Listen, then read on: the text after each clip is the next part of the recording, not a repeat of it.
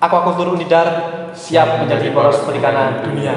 Salam bahari, salam jaya selalu. Halo Aqua Friends, selamat datang di Aquapod, tempat di mana kita akan mengobrol santai mengenai isu-isu yang ada di dalam kampus maupun isu-isu perikanan yang sedang hangat diperbincangkan dalam masyarakat. Sebelumnya, perkenalkan nama saya Satrio Widi Prasetyo yang akan menemani kalian dalam episode podcast kali ini. Langsung aja, apakah kalian bingung mengenai format laporan praktikum?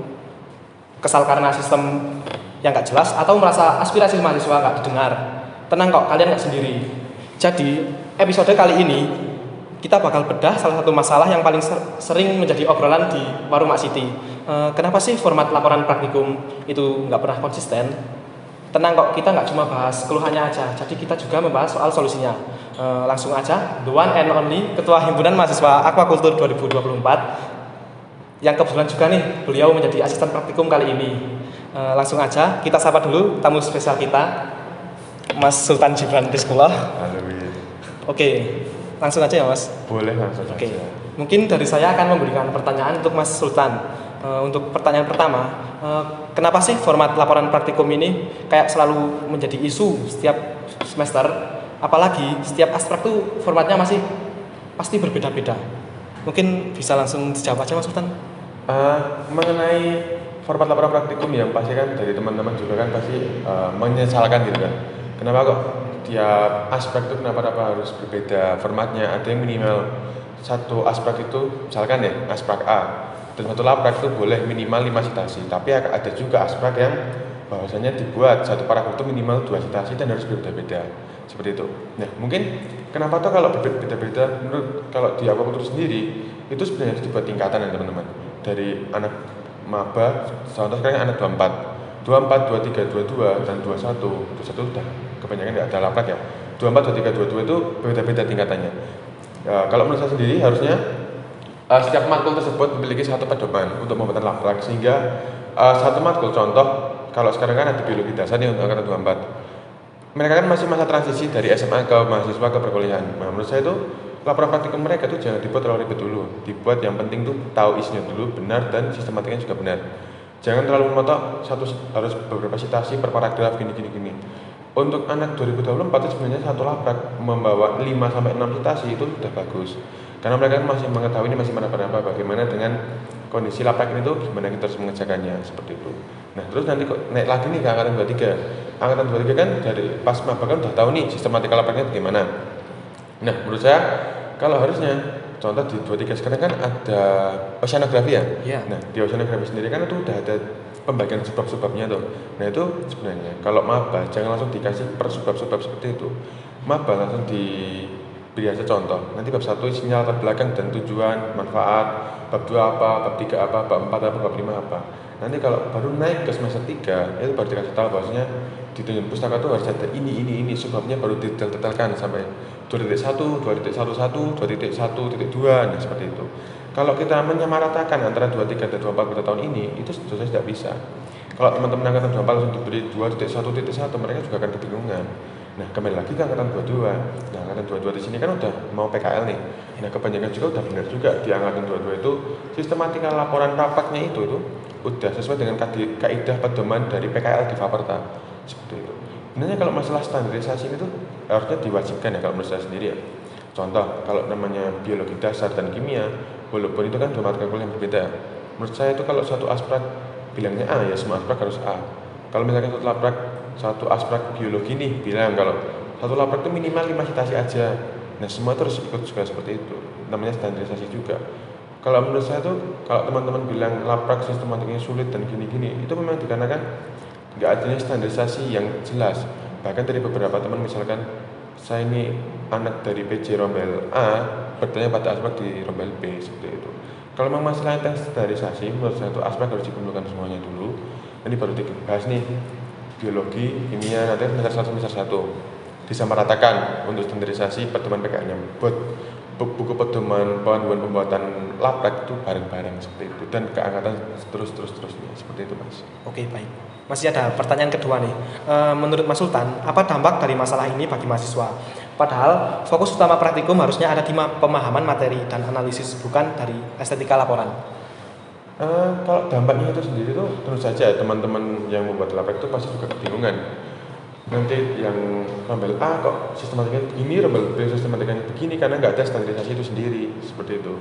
Jadinya kalau menurut saya teman-teman pasti kebingungan juga bagaimana cara membuat ini, buat itu dikarenakan pedoman dari pembuatan labrak itu tuh hanya sekedar mulut ke mulut, tanya ke asprak, nggak ada satu buku pedoman yang benar-benar valid dan bisa digunakan sebagai pedoman kita gitu. Contoh di praktikum budidaya pakan alam di semester saya angkatan 22 itu aspek itu ada buku pedoman pembuatan laporan praktikumnya sehingga kami itu nggak bingung gitu untuk membuatnya bagaimana karena udah jelas tuh spasinya berapa, cover, daftar isi dan lain-lain itu udah dijelaskan. Ini tidak bingung gitu. Lalu tadi pertanyaan kedua apa mas? Apa dampak dari masalah ini bagi mahasiswa sendiri? Gitu. Nah, kalau dampaknya itu sendiri mungkin teman-teman kan jadi bingungan juga kan. Nah kalau tadi kan juga disinggung juga bahwasanya harusnya kan laprak itu kan fokus pada isinya bukan kepada estetikanya. Kalau menurut saya itu harusnya relevan sejalan korelasi. Kalau kita mengejar isi berarti secara estetika itu juga harus bagus itu sendiri. Percuma kalau isi kita bagus tapi penyusunan dari format laprak itu salah, itu juga nggak enak dipandang juga. Akan tapi di sini kan pada teman-teman lebih mengejar pada estetika daripada isi. Nah kalau menurut saya sendiri kalau laprak itu harusnya itu kita walaupun nggak ada yang sempurna ya teman-teman, kita harus mengejar kesempurnaan kalau membuat laprak itu. Karena setelah kita nanti paham isinya, kita harus juga paham nih landasan dari praktik itu apa. Lalu nanti ilmu-ilmu yang mendalami dan melandasi kita dalam praktik itu apa seperti itu. Itu sih mas. Oke, jadi ini masih ada pertanyaan ketiga ya mas. Boleh. Sebagai ketua himpunan nih mas, kira-kira langkah apa yang bisa diambil buat membantu menyelesaikan permasalahan ini? Sebenarnya masalah ini pun pas saya diamanai ya menjadi ketua himpunan tuh pas angkatan 2024 masuk. Itu banyak sekali laporan bahwasanya dari asprak itu sendiri itu banyak yang membingungkan dari maba-maba. Untuk lapraknya, untuk kegiatan praktikumnya mereka juga masih kebingungan. Nah, langkah dari kita apa? Dari kami sendiri kan wakil saya kan Mas Fian kan asprak ya udah lama lah, udah berapa lama jadi asprak. Sebenarnya untuk masalah asprak itu sebenarnya diurus sama Mas Fian. Pas itu udah pernah ada kejadian misalkan aspeknya gini itu ada laporan masuk ke Mas Fian, ke laporan ke saya juga sama ke Mas Fian, ditindaklanjuti sama Fian nanti enaknya bagaimana gimananya seperti itu. Untuk solusinya sendiri tuh kalau kita membuatkan forum atau asprak itu pasti akan sulit juga karena masalahnya asprak kan bukan pemegang kendali utama dalam praktikum, itu tetap dosen. Nah, kita hanya bisa memberikan saran-saran mungkin lewat jalur belakang untuk memberitahu bahwasanya ini loh di mata kuliah contoh kimia ada masalah praktikum ini. Nah kita sama Fian sampaikan gini. Dengan adanya representatif dari angkatan 2024 yang sebagai korban di sini karena kebingungan akan laprak ada praktikum sendiri. Lalu kita sebagai himpunan itu menjembatani atau memediasi antara kedua belah pihak tersebut yang sedang ada miskomunikasi ataupun kesalahan seperti itu. Oke, ini masih ada pertanyaan nih mas, agak keluar dari materi sebelumnya. Mas Sultan dengar pernah dikonversi SKS saya. Yeah. Mungkin dari Mas Sultan bisa ngasih tip and trick biar dikonversi SKS-nya. Kalau masalah konversi SKS itu menjadi salah satu benefit ya teman-teman. Karena apa? Contoh pada tahun semester ini benar saya itu dikonversi SKS-nya sejumlah 9 SKS.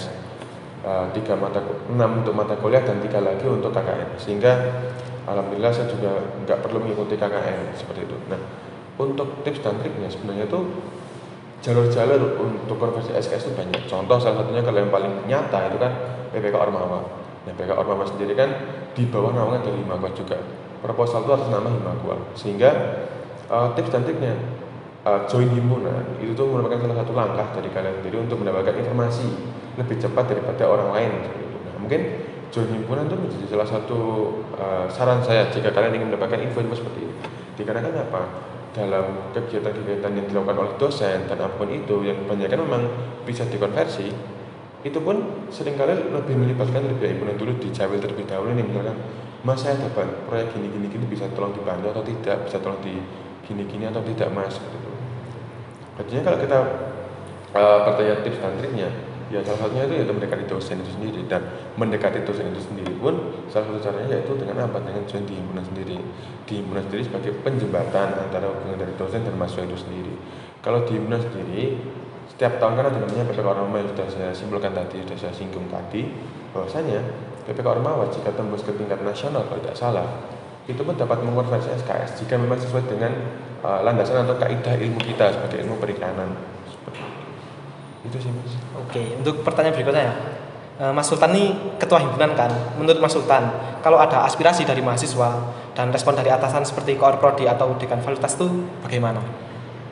Sebenarnya dari awal periode juga tuh kita lihat sekarang kinerja dari BEM Faperta tahun ini ya, kabinet orang belum punya masuk apa itu pun sangat berlandaskan pada pengajuan dari advokasi dan aspirasi dari KM Faperta. Dan saya jujur aja, saya anggap itu langkah yang baik, langkah yang bagus juga, upgrade lah daripada BEM yang tahun kemarin itu. Nah, BEM tahun ini pun sudah menjembatani dari himpunan adanya meeting dengan kasat kita dan kasat himpunan untuk apa pembahasan akan advokasi dan nanti kita advokasinya itu bagaimana, entah itu ke dekanat, entah itu ke rektorat seperti itu. Nah, kalau dari fakultas sendiri kan kita adanya pendataan akan aspirasi dari mahasiswa KM fakultas sendiri.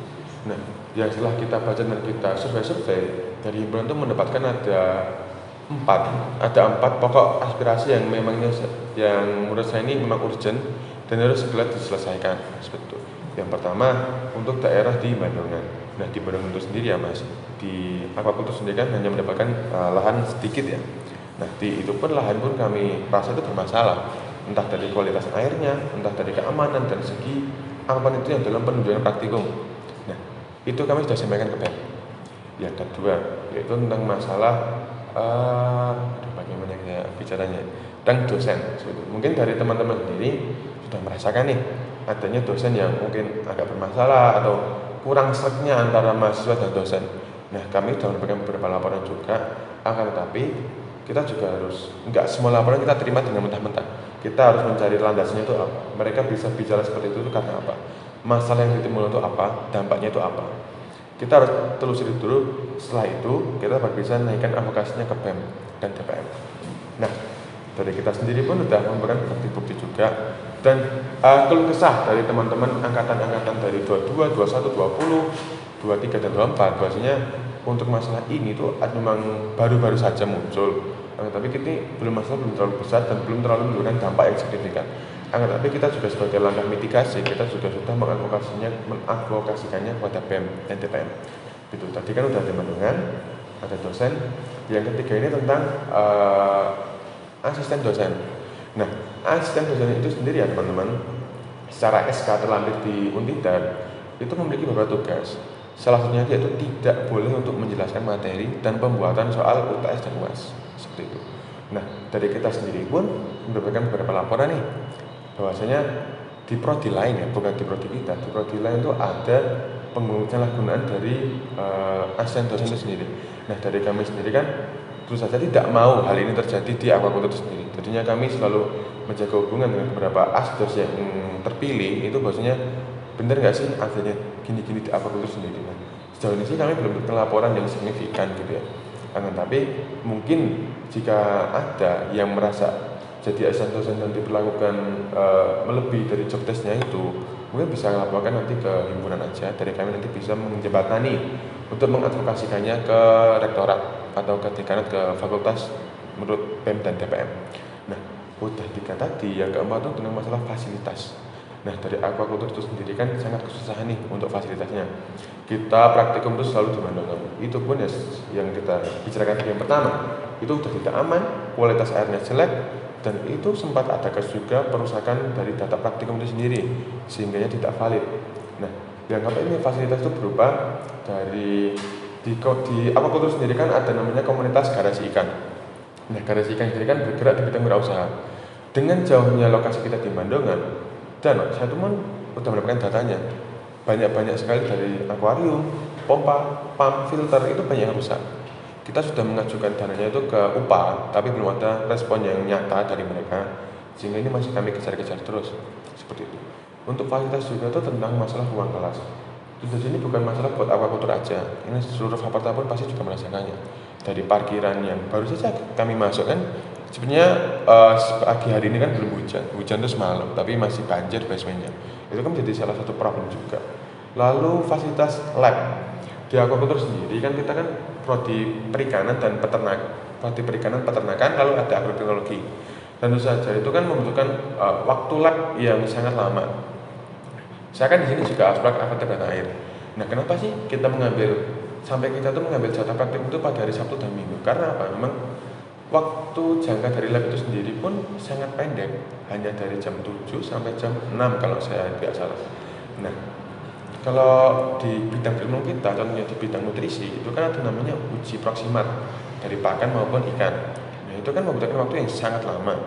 Dan seluruh prodi di Fakultas Pertanian itu membutuhkan waktu lab yang lama, dan bertambahnya jumlah peserta atau mahasiswa di Faperta itu sendiri kan tentu saja menambah jam dari praktikum. Nah, kita pasti tuh sebagai aspek pasti berebutan kelas untuk pas hari ini itu pasti kita berebutan kelas dengan prodi-prodi lain untuk praktikum. Nah, dengan adanya penyempitan dari ruang kerja atau jam kerja dari lab itu sendiri itu menguntungkan dari aspek juga, bukan dari aspek dari AFER aja ya. Dari teman-teman aspek yang lain, prodi-prodi lain saya juga pernah bertanya bahwasanya mereka juga dipersulit, jadi kesulitan gitu untuk menentukan jamnya, sehingga mereka mengambil jalan paling aman, mengambil praktikum pada hari Sabtu kalau hari Minggu. Dan itu pun menurut saya pun kurang efektif juga, karena apa? Merusak dari hari libur teman-teman. Teman-teman tuh sebenarnya harus kuliah itu hanya dari hari Senin sampai hari Jumat. Kalau memang adanya kegiatan dari Sabtu dan hari Minggu, tentu saja kan bukan masalah perkuliahan, bisa diluangkan untuk organisasi, bisa diluangkan nanti sebagai volunteer dan lain-lain. Tapi di sini kan kebanyakan praktik mengenai dari Sabtu dan hari Minggu. Nah, dari kami sendiri, saya sendiri pun nggak bisa menyalahkan dari asprak, karena memang apa? Dari waktu kerja di lab kita pun yang sangat pendek tersebut, asprak juga pasti bingung. Contoh saja pas pertama kali kumpul aspek avatar data air, kami itu mencari jadwal dari hari Senin sampai hari Jumat, di mana sih waktu yang luang, dan kebanyakan tuh hanya dari jam 5 sampai jam Isya lah. Dan menurut saya pun kalau mau praktikum jam segitu juga nggak masalah juga, yang penting bukan hari Sabtu dan hari Minggu. Nah kan, tapi kan kita nggak bisa nih dikenakan jam labnya yang sangat terbatas. Nah, sehingga kami menentukan pada hari Sabtu dan hari Minggu. Jadinya memang masalah aspirasi di sini pun sangat banyak sekali. Bagaimana sih tanggapan dari dekanat, dari koprodi, dari rektorat itu sendiri? Kalau dari koprodi sendiri kami belum pernah melakukan forum audiensi dengan beliau ya. Tapi saya juga pernah tuh speak dikit-dikit lah kepada Bu Ii, kepada Pak Uyo, sebagai pemangku jabatan Bu Ii ya, Bu Sabrina juga sebagai pemangku jabatan di Aquaculture. Dan mereka pun nggak hanya sih, mereka juga menjembatani kok, mereka juga mendengarkan dari kita kok. Nah, tapi kan mereka kan nggak punya otonomi lebih nih, karena bahwasanya masalah fasilitas ini pun yang mengurusi kan bukan prodi, tapi dari universitas. Kita udah sampaikan kepada di forum DPM dan BMFP, dan dijembatani ke rektorat dan dekanat. Ke dekanat ini kita juga mendapatkan jawaban yang sangat rasa masih kurang. Karena kan dari kami juga kan banyak banget nih aspirasi yang kita sampaikan, tapi jawaban mereka hanya sekedar diputar, dan kami merasa bahwasanya percuma kita mengadakan advokasi kepada dekanat itu sendiri, dikarenakan jawaban dari mereka pun hanya seperti itu. Mending kita ngobrol sama teman-teman kita sendiri, itu jawabannya pun masih sama. Jadinya pun audiensi dengan rektorat dan dekanat itu sebenarnya masih nggak ada urgensinya, dikarenakan karena apa? Karena mereka hanya menjawabnya ya di looping terus saja, nggak ada langkah konkret dari mereka itu mau seperti apa, itu nggak ada. Dari kami juga sangat menyayangkan bahwasanya di Aquaculture sendiri kan udah 5 tahun nih, kita masuk udah banyak banget. Dengan fasilitas yang seperti ini, dengan aspirasi-aspirasi kita sampaikan kepada BEM dan dijembatani ke rektorat dan dekanat, itu pun responnya masih kurang seperti itu. Itu sih Mas kalau respon dari birokrasi kepada advokasi kita, bukan hanya dari Aquaculture sih. Kita bisa bicara ke seluruh Faperta aja sih, responnya saya rasa pasti sama. Oke, bagus sekali Mas. Mungkin pertanyaan dari saya yang terakhir nih, dari Mas Sultan, apa yang ingin sampaikan kepada mahasiswa, asisten praktikum dan dosen terkait isu-isu ini? Kalau kepada mahasiswa itu sendiri, kalau dari mahasiswa itu sendiri, saya ingin menyampaikan tuh khususnya pada angkatan 23, 24 dan 22, mungkin terkhusus pada 24 dan 2023. Bahwasanya kalian tuh memiliki hak loh untuk bersuara. Jika kalian melihat ketidakadilan, kalian melihat adanya suatu yang janggal, atau yang kalian merasa ini sudah di luar aturan dan norma, kalian tuh berhak loh untuk menyuarakan hal tersebut. Kalau takut bingung kemana, ya coba saja di sounding ke himpunan gitu. Jangan takut bahwasanya jika masalah-masalah yang terjadi kan bukan hanya dari mahasiswa, dari dosen juga kan pasti akan ada beberapa lah, pasti ada kesalahan dari dosen itu juga. Kalau kalian merasa bahwa dosen sudah bertindak di luar batas kewajaran dan lain-lain, itu coba sounding ke himpunan. Dari kami sendiri juga pasti akan menyampaikannya sih kepada pihak-pihak yang di atas untuk bagaimana sih bagi resolusi dari masalah itu sendiri. Seperti itu. Kalau kepada aspek itu sendiri, saya mungkin pesan saya sih Cobalah kalau sebelum kalian memilih menjadi aspek tersebut, coba dikuasai dulu materinya. Kalau kalian, karena kebanyakan aspek-aspek itu sendiri pun belum terlalu menguasai dari materi yang mereka aspraki, sehingga dari kami praktikan pun bertanya-tanya nih, kita tanya A, tanya A, pasti dilempar-lempar, tanya wah sini tanya itu aja lah. Kalian kan sebagai aspek nih, harusnya kan kalian sudah menguasai dari materi itu sendiri. Bagaimana kalau kalian belum menguasai materi tapi kalian sudah mendaftar menjadi aspek, itu kan hal yang lucu juga. Jadi pertanyaan juga, bagaimana kriteria pendaftaran aspek jika memang kasarannya aspek pun kadang-kadang pun lebih pintar praktikannya daripada aspeknya. Itu pun jadi hal yang lucu juga sih. Untuk aspek juga sih, untuk masalah praktikum untuk angkatan 2024 itu jangan terlalu dikerasin dulu. Mereka kan masih transisi nih. Mereka pasti memberontak kalau kalian kasih format laprak yang seperti kalian angkatan 23 terima, 22 terima.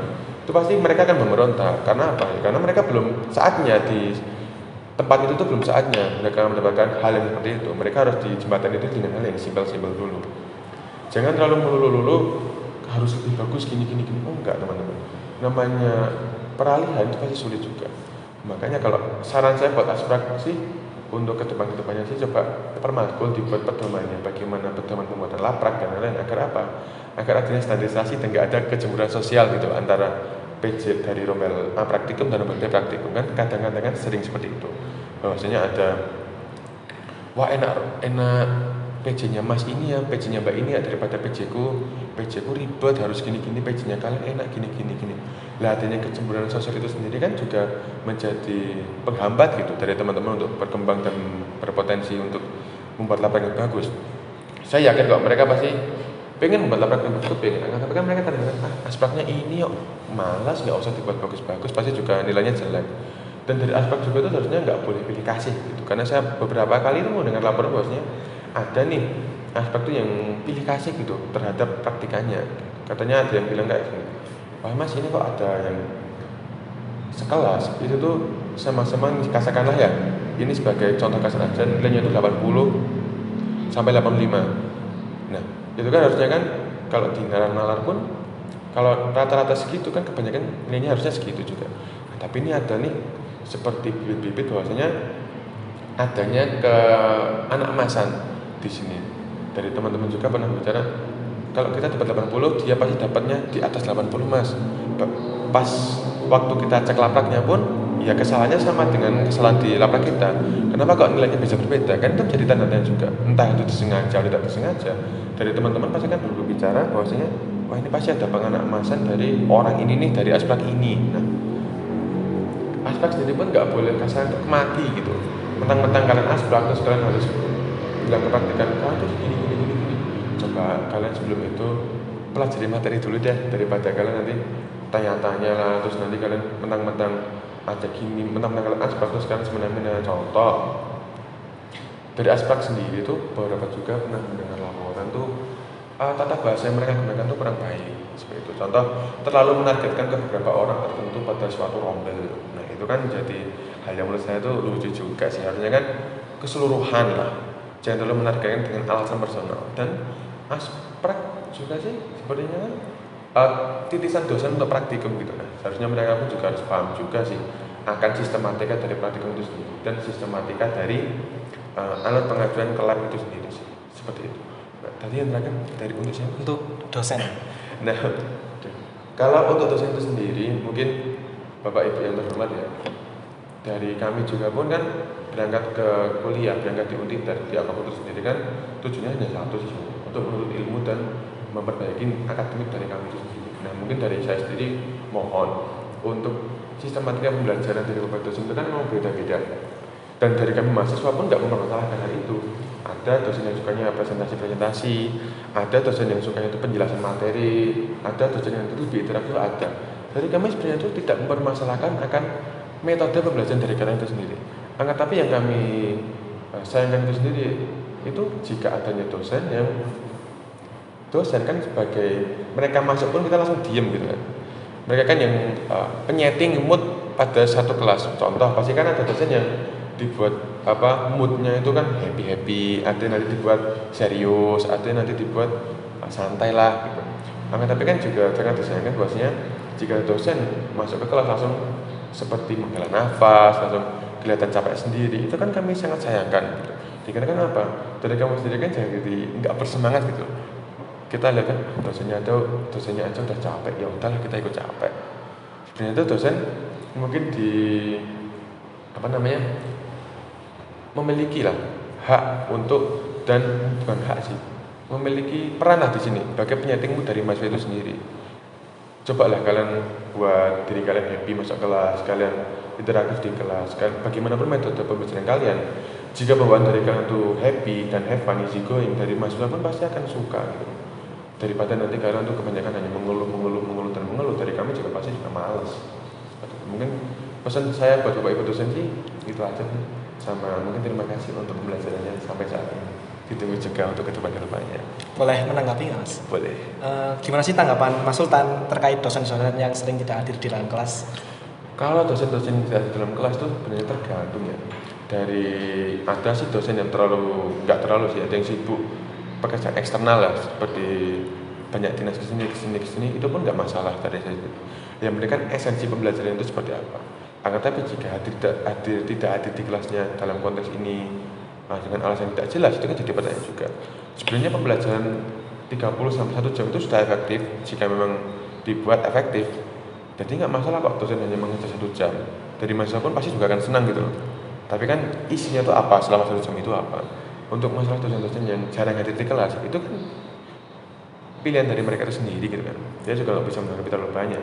Kalau memang gaya pembelajaran mereka seperti itu, dan kami saya rasa pun sepanjang saya kuliah di sini pun belum terlalu fatal kok.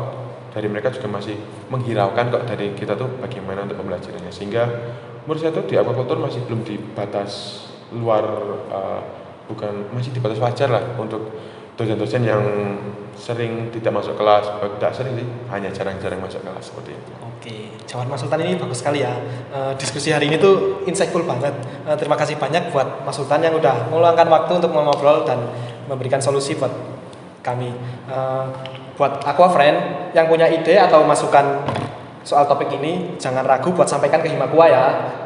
Sekian dari episode kali ini. Jangan lupa subscribe, like, and follow Instagram and Spotify kami. Dadah.